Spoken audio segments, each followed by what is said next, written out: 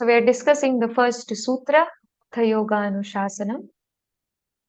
In this sutra, we discussed that sage Patanjali is talking about the eligibility to study yoga, the meaning of the word yoga, and the discipline of yoga.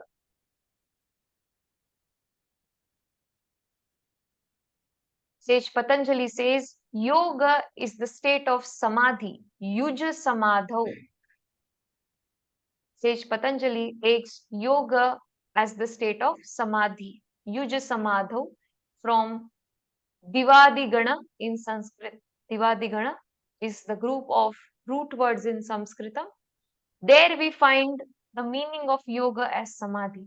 So, having taken this meaning, Sage Patanjali says yoga is state of samadhi and further discusses which person is eligible for the study of yoga.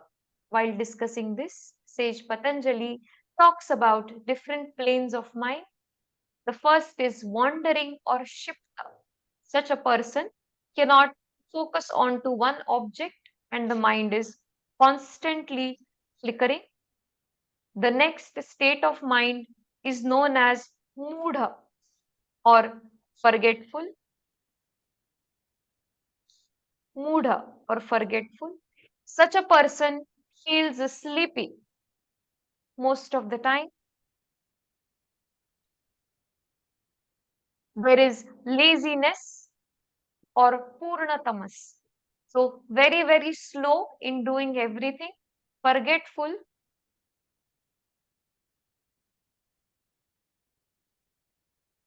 and also feels constantly sleepy or restful. The third plane or state of mind Sage Patanjali discusses is vikshipta or a mind which is occasionally steady.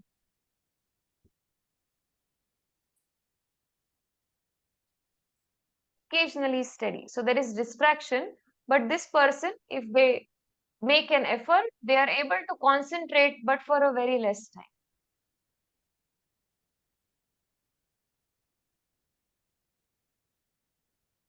In this state of mind, Rajas plus Sattva is dominant. So we discussed in the first state of mind, the Kshipta, Rajas is more dominant, Tamas is dominant, Sattva is less. In Mudha, Tamas is dominant, Sattva also nominal, and Rajas absolutely less. In the third, we see Rajas and Sattva are dominant in Vikshipta. Since Rajas is also there in good quantity, a person is able to concentrate if takes a lot of effort.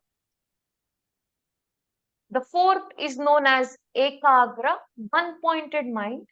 This person is easily able to concentrate and once if makes a thought or a sankalpa, sets an intention, is able to work towards it.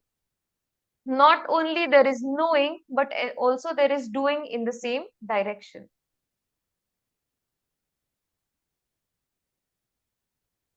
And we see the last state as restrained or niruddha, where a person or a sadhaka is able to bind his or her mind to the object of meditation.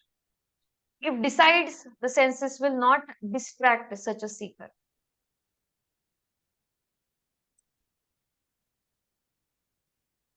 So sage Patanjali in this sutra says the first three, wandering, shukta, forgetful, mudha, occasionally steady or distracted, vikshipta,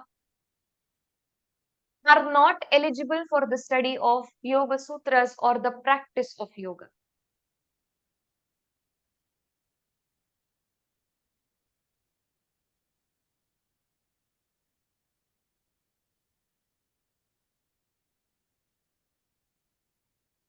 The next two states, one-pointed ekagra and restrained niruddha, is the one who is eligible for the study of this text.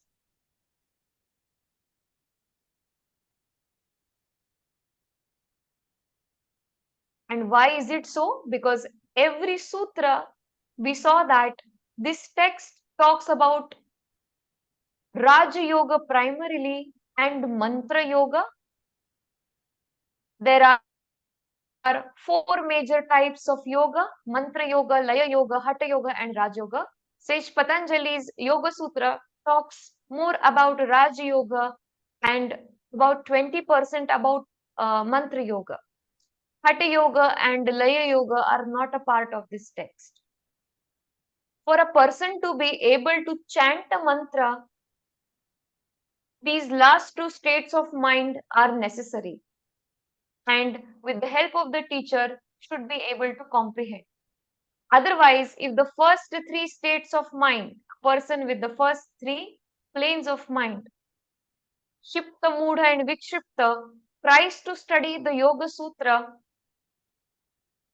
will find himself or herself in the state of confusion and will not feel like taking up the study at all. Therefore, if you recall, also the eligibility for studying Yoga Sutra, I have mentioned, is either you have practiced 200 hours or 300 hours, which means there has been some attempt at Chitta Shuddhi. There has been some attempt at purification of the mind.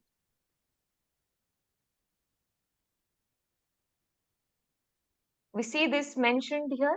I will chant the commentary again. Atha yoganushasanam अथेत्य यमाधिकारार्थः योगानुशासनं शास्त्रम् अधिकृतं वेदी तत्त्रयम् योगः समाधिः स च सार्वभौमश्चित्तस्य धर्मः क्षिप्तं मूढं विक्षिप्तम् एकाग्रं निरुद्धमिति चित्तभूमायः तत्र विक्षेपे चेतसि विक्षेपो वसर्जनीभूतः समाधिर्न योगपक्षे वर्तते. Let's see what the next line means.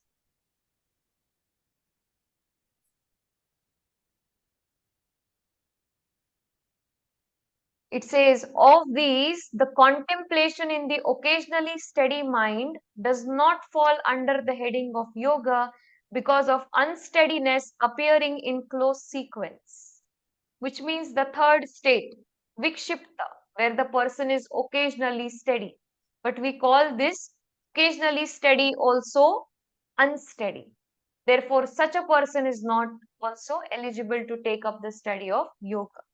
That, however, which in the one-pointed mind fully shows forth an object existing as such in its most perfect form, removes the afflictions, loosens the bonds of karma, and thus inclines it towards restraint, is said to be the cognitive trance or sampragyat samadhi. So Bhagwan says, the one who is in the ekagra state of mind, the fourth that we study, this fourth state of mind, one-pointed ekagra, is eligible for the state of samadhi. And further he mentioned yoga is samadhi. So the one who is able to bring his or her mind to the level of steadiness where there is samadhi is the one who is eligible for the practice of yoga.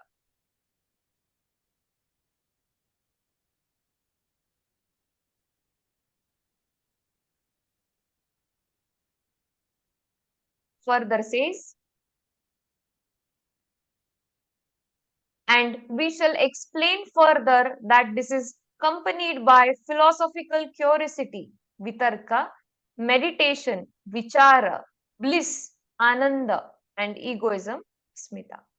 When, however, all the modifications come under restraint, the trance is ultra-cognitive, sampragyat, samadhi.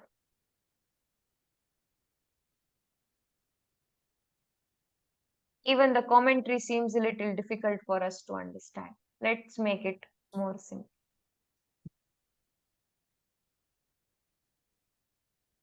Yes. So what is Bhagwan trying to say in the first sutra? Atha yoganushasanam. Atha, now the study of yoga begins. The discipline of yoga begins. What is the prerequisite for this course? First is the state of mind. In the state of mind, we see the first sutra talks about 5 states of mind. The first being Sutta, wandering mind. Second being Mudha, which is very, very slow. The third being Vikshipta, occasionally steady. The fourth being Ekagra, which means such a mind is able to concentrate on one object at a time or can be in the state of Samadhi. And the fifth is Niruddha, is able to stay and contain the state of Samadhi for a longer period of time. Out of these 5 states, only 2 are eligible for the study of yoga. Now, the students who were sitting in front of Sage Patanjali, all of them got scared because most of them were not eligible to study the Yoga Sutras. So they asked, Bhagwan, what is the remedy for the first 3 then? What is the remedy? How should a person who is not eligible to take up the study of yoga, how can this person be eligible?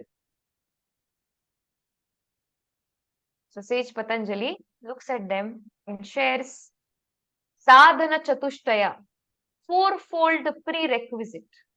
Fourfold prerequisite. Yes, I will try to also share. I will try to open it here. Sadhana chatushtaya. Show it to you. Sage Patanjali advises fourfold requirement to bring about a change in this state of mind.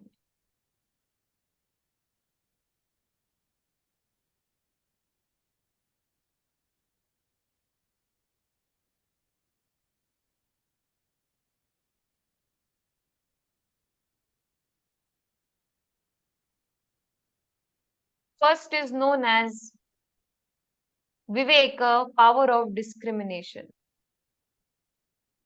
Let's see what this power of discrimination is.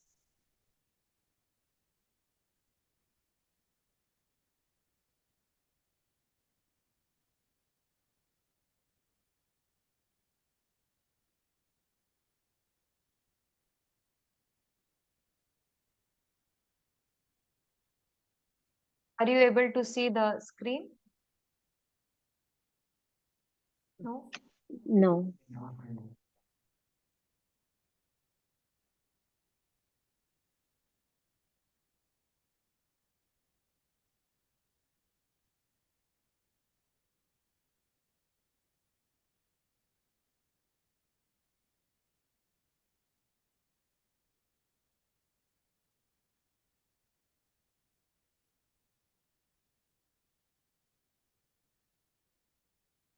Sadhana chatushtaya is advised.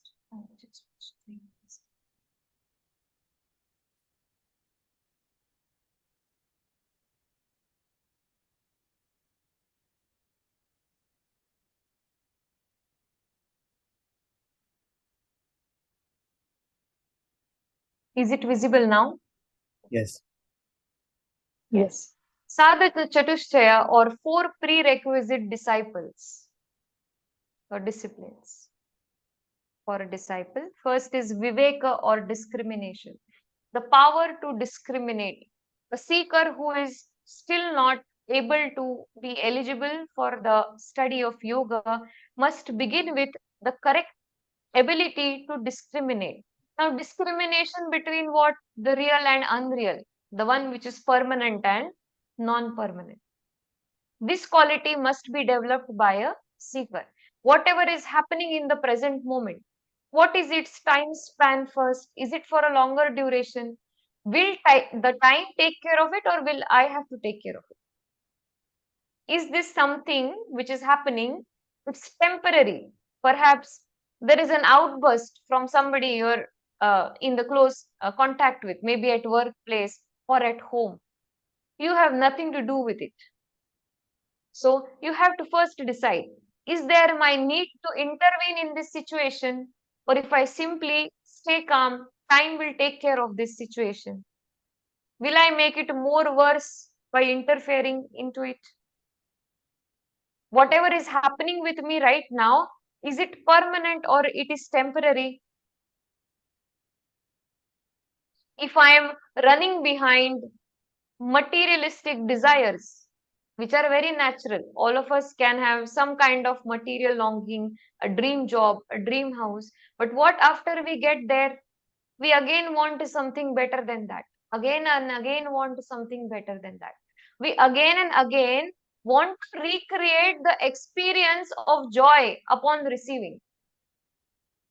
We again and again want to recreate the same experience. So, is it healthy for me? Especially in the present times, we see the entire world is a market. We are in the age of consumerism. So many products are there. Everybody wants to consume some or the other thing, and we are constantly consuming. So, Vivek is having this discrimination. Whatever I am doing, whatever is my need to possess an object, is it really necessary for me? Because the more objects I have around me, there will be more thoughts in my head or in my mind. The more thoughts that I have in my mind would be like a heavy baggage. It would be difficult for me to progress. And then I will keep asking myself, I know what to do, but why am I not able to take a step towards it? So the answer to it is discrimination. Whatever I want, is it really necessary for me? And if I get it, is it able to provide me lasting happiness? If it is not able to provide me lasting happiness, it's not of my use. Any object which is not able to provide a lasting happiness is not useful for the yogi. So, this power of discrimination between permanent and non permanent, between real and unreal. What do I mean when I say real and unreal? When I come in contact with an object in the material world, object can be any person also, okay?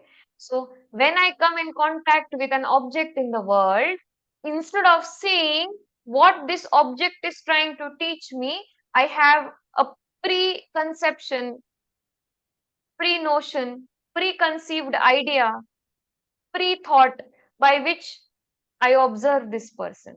So the reality remains aside, and my own preconceived notions about this person remain unfulfilled, thus become the cause of suffering for me. So power to discriminate what whatever I am observing about the object, is it really coming from the object, or it is what my mind is trying to tell me based on my past experiences? Such fine quality of viveka or discrimination must be cultivated by the seeker. There are many ways of viveka, but for now, for adhikaris like us who are manda adhikari, or the weakest form of spiritual seekers, in the first state of mind, assuming we are constantly flickering mind. For such a person, if the person is able to have viveka or good quality of discrimination, that whatever step I am taking, is it useful for me in the long term? Second, is it going to give me permanent happiness? And third, is it aligned with my spiritual path? Such a quality of discrimination must be developed. Second is vairagya or detachment. Second quality, vairagya or detachment. In detachment, there are three forms: manda, madhyama, and tivra, which is weak detachment. Madhyama is medium, and tivra is intense. Quality of detachment must be cultivated by a seeker even while staying in the world. If there is an object which I dearly like and it is right in front of me, It is good for me to observe that I am happy, but I must also be able to stay detached at the same time from that object. I must not allow the mind to be dependent on that object, because the moment the object on which the mind is dependent on, it comes into absence, it causes suffering for the mind. So what is suffering in a nutshell? Simply the absence of the object the mind has held on. To avoid this suffering, there must be detachment which is practiced even in day-to-day life from the most dear objects that we have. Knowing that the life is temporary, this object right in front of me is also subject to death if it's a person, and also me. So this is a very, very temporary interaction and in a very temporary life. It's just a karmic transaction I am into with this person. Either I have to take something or I have to give something. With this quality of discrimination and viveka, vairagya must be practiced, which is detachment. Sometimes vairagya comes naturally to us. How it comes naturally? If something does not go as we want, we don't feel interested in the world on that day. We don't feel like checking our phone. We don't feel like doing anything. For some time, we have become internalized. This is known as manda or weak vairagya.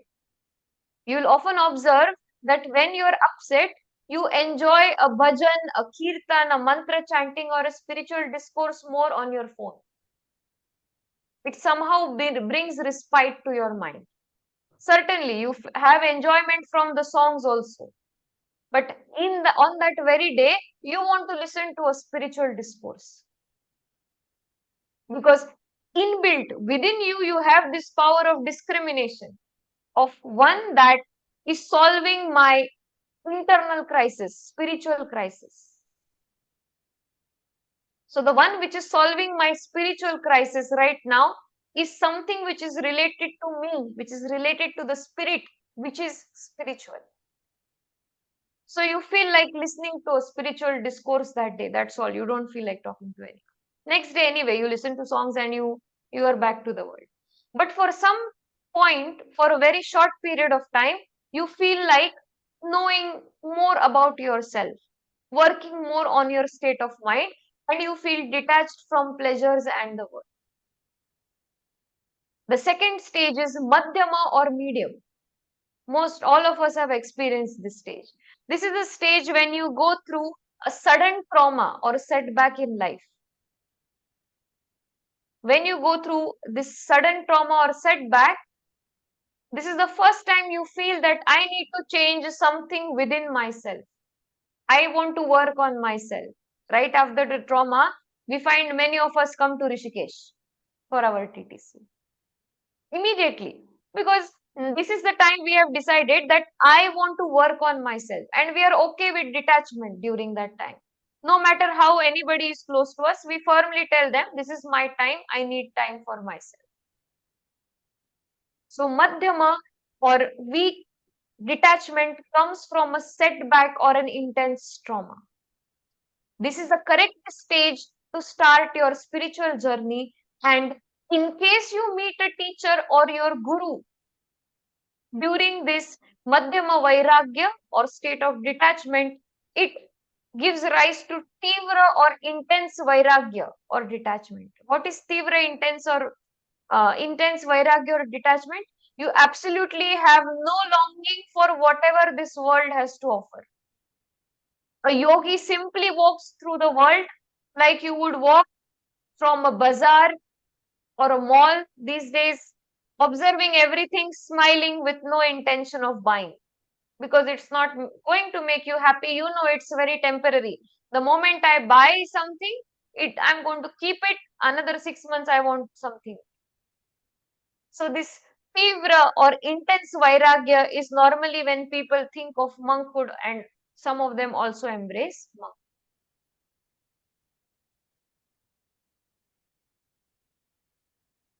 We will recall again. where we are, what we are discussing. We are discussing Atha Yoga Anushasanam, the first sutra by Maharshi Patanjali. This sutra talks about what yoga is. Sage Patanjali says yoga is samadhi. Then further talks about who is eligible for the study of yoga, and while talking about this eligibility discusses 5 states of mind. In these 5 planes of mind, we see samadhi is only possible for the ekagra and niruddha, which is the 4th and 5th state. So the students, or we ask Sage Patanjali, we say that we are not in that state of mind right now. We are not eligible for the study of yoga. What should we do in such a case? Bhagwan Patanjali, Sage Patanjali then advises sadhana chatushtaya, or 4 prerequisite disciplines. 4 ways to be eligible for the study of yoga, to migrate from Shikta, Mudha, Vikshipta to the Ekagra state of mind. In these 4 prerequisite disciplines, we are talking about the first two, Viveka, which is the power of discrimination, which a seeker must now start cultivating to be more eligible to practice and study yoga. In Vivek or discrimination, we see the yogi does not want to waste time on anything which is unreal and impermanent. Only the objects, only the people who are helpful on the study of in the study of yoga or on the spiritual path, a yogi wants to work on those objects only. And something which is not in control of the yogi knows the time will take care of this. I need not intervene everywhere. Most of the things are taken care by time. So I can simply stay quiet. Whatever is happening right now, the yogi knows that suffering is followed by happiness and happiness is followed by suffering. This ability to discriminate brings vairagya or detachment into a yogi. Simply cultivating viveka brings vairagya or detachment. Yogi knows that whatever I am experiencing right now, even if it's more blissful, it's the happiest experience, its absence is going to cause me suffering. So, happiness is followed by suffering, and suffering, if I am in a state of intense suffering right now, like Arjuna was in Mahabharata, Arjun Vishada Yoga, the first chapter. After this also, after this suffering too, it will not stay long. It will be followed by something which is good for me or happiness.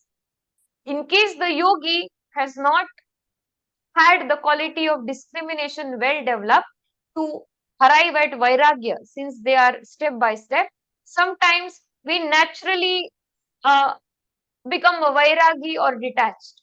And this is due to certain setbacks in life.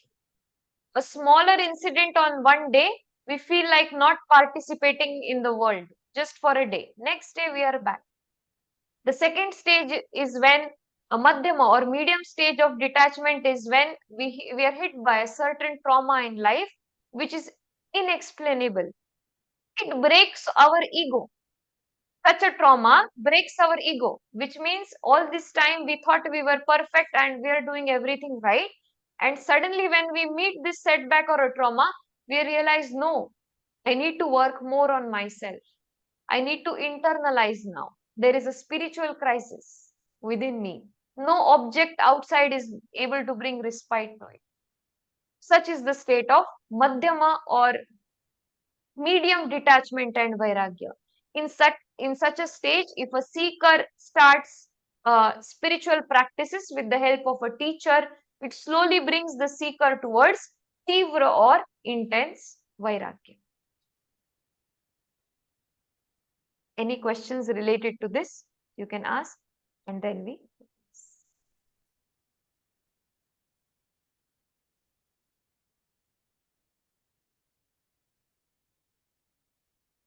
Please do ask if you have a question.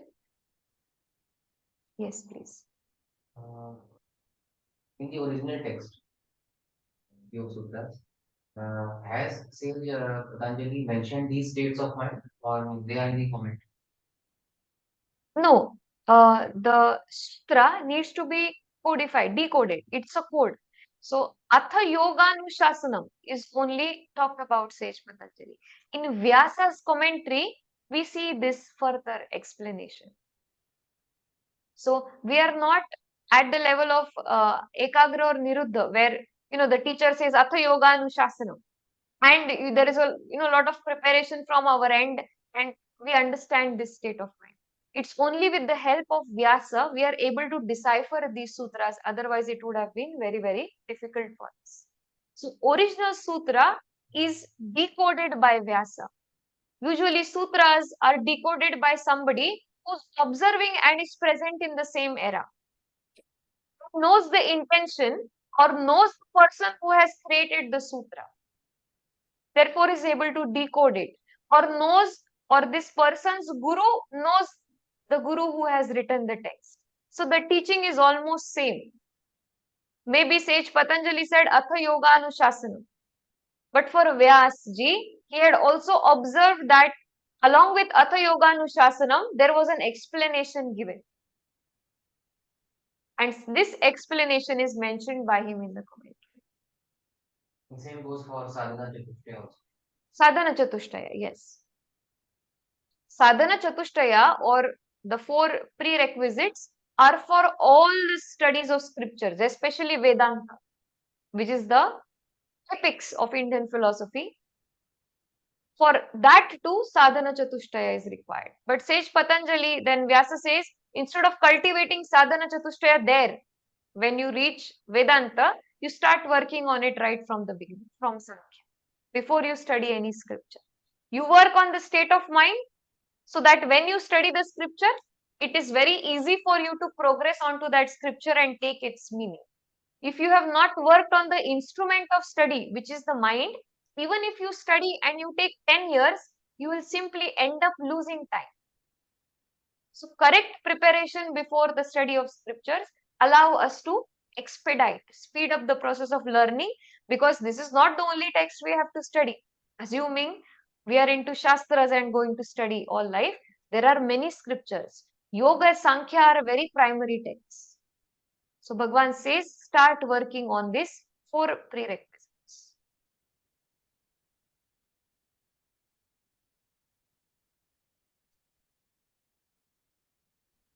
What is Samprajnata Samadhi? Sampragyat, Asampragyat, we are going to discuss it tomorrow. Sampragyat, Asampragyat, Samadhi with a seed, Samadhi without a seed. What this seed is, tomorrow. Very, very slowly we are learning, because first chapter is Samadhi Pada. If we learn too many things today, it will be very difficult for you to progress. The mind will immediately go from Vikshipta to Shukta. I don't want to study. I'm sleepy. Yes, Matashaji. So Sampragyat, Asampragyat. Tomorrow we will complete this entire sutra.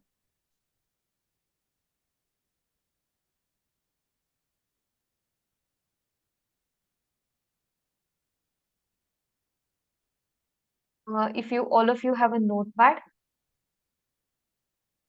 please make notes. If you want to keep a notepad, or you can simply listen, that's also fine.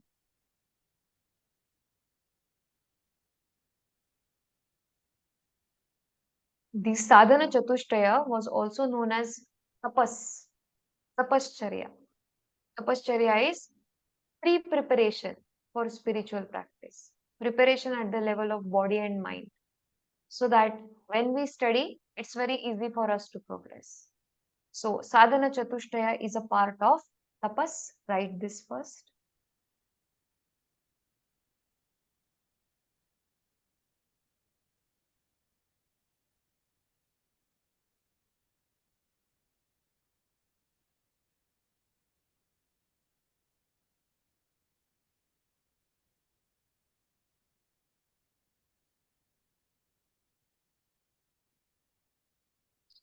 The present class, we only discussed about yoga is samadhi, states of mind. In tomorrow's class, we will discuss what are the types of samadhi. So in samadhi also, there are different types. And what is the goal of yoga? Is it samadhi pada? Because samadhi is the first chapter, samadhi pada. Is it the goal of yoga? No. The goal of yoga is kaivalya or liberation. Samadhi is the state through which we attain liberation. So in the 8 limbs of yoga, although we are going to study it further, Sage Patanjali only takes us till Samadhi, but it doesn't mean that Samadhi is the goal of yoga. The goal of yoga or any spiritual study or any scripture is kaivalya or liberation. Liberation means freedom. Are we bonded in some way? The answer is yes. We are bonded. There is a bondage with the world. We are closely identifying with everything we see around us. And to free ourselves from this bondage, spiritual practice is needed. And this freedom from bondage itself is liberation. It's not an out of body experience. It's not that something happens to you when you're liberated. It's simply that you become free from bondage, which means the mind which has been holding on to many thoughts, because the mind doesn't know about it, therefore there is a question, there is curiosity, the mind releases all of those thoughts. There is no need of thought because there is understanding of everything around. When there is understanding of everything, when there is understanding of the entire world, you know that I am also part of this world. So if I understand myself better, I understand the entire world. What is yoga? The study of yoga. And why is it concerned with the body? Yoga could have been concerned with any outward object also. Sage Patanjali would have said, you do something with this object, that is yoga. Why there was emphasis on oneself and looking inward and talking about union with oneself and whatever it is regarding your own self? Because we call it Tandul Pakwan Nyay, which means if you're cooking rice, you take one rice out of it. You don't need to check the entire rice, its quality and how much it's cooked. You just take one grain and you know the entire bowl of rice or pot of rice that you are a part of this Brahmanda or universe. You know yourself, you know everything else in the Brahmanda. How much time will you waste knowing each and every object in the world? It's not possible. So Sage Patanjali says, what you are looking for is within you. So you just to know yourself better. And how will you know yourself? By the practice of yoga. In the practice of yoga, first you will have to work on the body.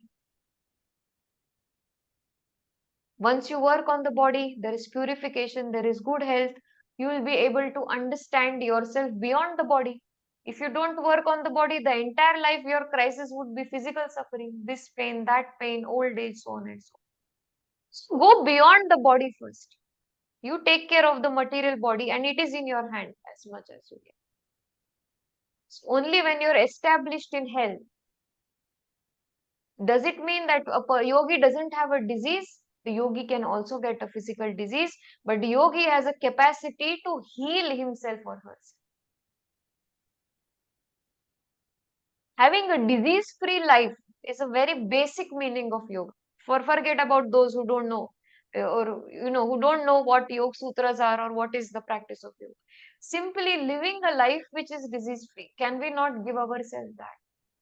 When we are able to have the body which is disease free, only then we will be able to go beyond the body. Otherwise, we will be entrapped with the needs of the body, and that's all. Push, 80, 90 years passed. What did you do? You looked in the mirror for 90 years.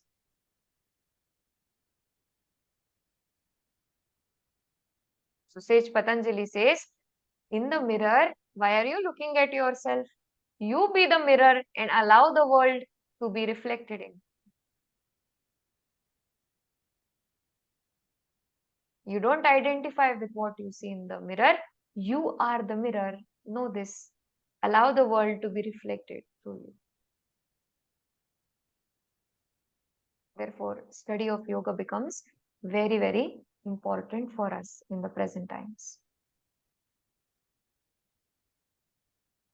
Have there been people before Sage Patanjali about yoga and written about yoga. Yes, there have been texts on Hatha Yoga.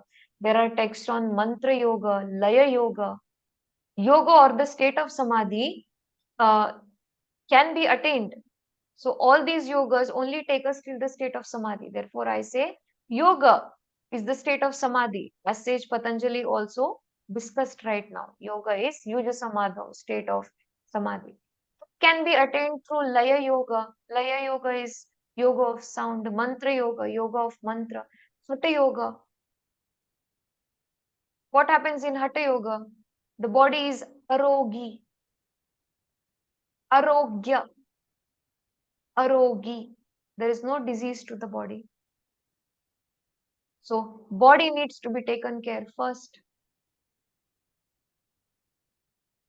Samyama is there on the food.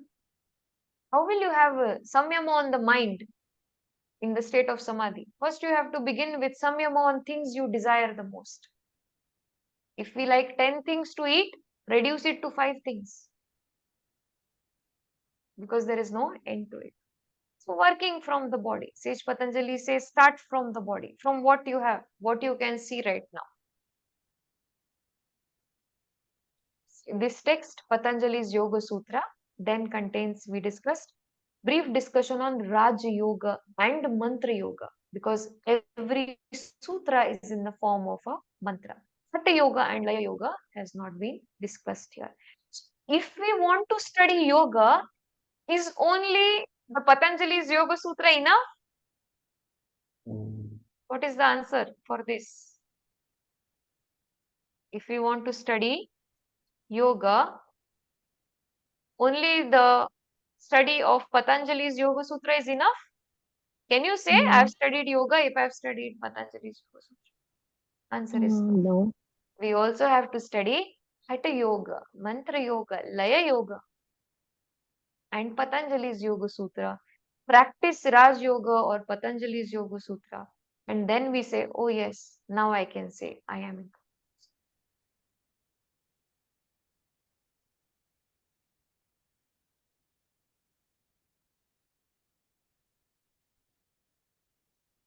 Then we can use hashtag yoga teacher, hashtag yoga.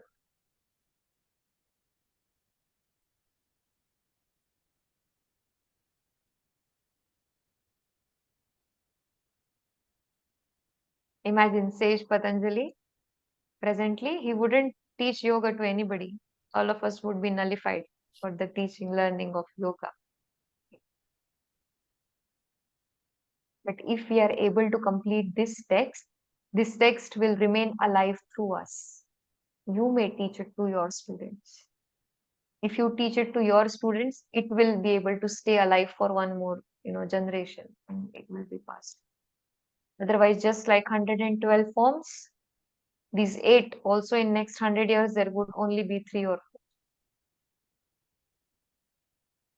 So we are not learning this for ourselves, or we are not learning this so that we can immediately start taking Yoga Sutra classes. We are learning this so that we become the purest of instrument for this knowledge. So that this is contained in us as long as we live. And when we find a good caretaker for this, when we find a teacher for this, we give it and we empty this knowledge. Because we have no right on this. We have received it from our teacher and we have to give it back to our students. So we become free even from this study of yoga, knowledge of yoga. That's the intention. So finally, when there are final years of life, we are very, very content and happy during that time. And why are we content and happy? Because we have saved many people from ignorance. It's not their fault. They have never experienced the highest of desires. इतने उच्च भोग ही नहीं भोगे जो स्वर्ग में है. छोटे छोटे भोग में लगे रहते हैं. My Guruji often says this. I will never blame the people in the world. They have not been able to have the topmost material happiness. Sarvocha bhog. They have never reached the zenith of that material happiness. If they would have reached it, they would have known it's useless. You're unhappy even when you reach it. So it's fine if we are having material desires, it's okay. With the study of yoga, at least we will start reducing those. In the present times, there are more objects around us than they were in the times when these texts were written. The mind is more prone to illusions, not only in dream, but we are living in the age of virtual reality. It's not reality, still we call it virtual reality.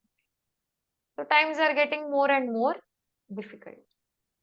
So just that satisfaction that as long as I lived, I don't know who I was, but I can proudly say that, I was an instrument and I kept safe in the purest form, the teaching which got or brought respite to many, many minds, as long as. And if I am able to do this throughout life, only then I will say I am a yogi. My final years of life will decide whether I was a yogi or not the years of my youth. Only if I am able to continue this throughout my lifetime and somebody asks me, are you a yogini? My answer would be yes, I was a yogini. And the deciding time would be just 1 or 2 days or maybe the final year when I leave the world. Until then, I don't know who I am apart from the instrument. With such a sankalpa, such an intention, we are progressing on to the study of yoga. We may teach it, we may have some dakshina, we may use it to study more, we may, learn more from that dakshina. All that is fine. But it doesn't mean we will stop teaching yoga if there is no motivation. We can teach yoga to somebody who absolutely needs it and doesn't have anything to offer to us. To such a person also, we will give yoga because that's all we have to give. We have nothing more, nothing else to give. And anything else we give to anybody in the world, it's going to get over. So we would rather give people something which is lasting. With such intention, we will conclude today's session. Please study the 5 states, contemplate, reflect on this. I will share the notes of today's class on the group. Tomorrow we will conclude the first and probably the second sutra also. Bring your palms together at the heart center. When you feel steady and comfortable, close your eyes. We will chant the mantra Purnamadaha. You will chant after me. Om Purnamadaha Om Purnamadaha Purnamidam Purnamadaha Purna Purnam Purnamudachyate Purnamudachyate Purnamudachyate Purnasya Purnasya Purnamadaya Purnamadaya Purnamevavashishyate. Purnameva Purnamevavashishyate. All of us together. Om Shanti Shanti Shanti. Gently bow your head down. Feel grateful for this learning. Thanks Sage Patanjali for making the knowledge of yoga available for us. When you're ready, gently lift your head up, open your eyes.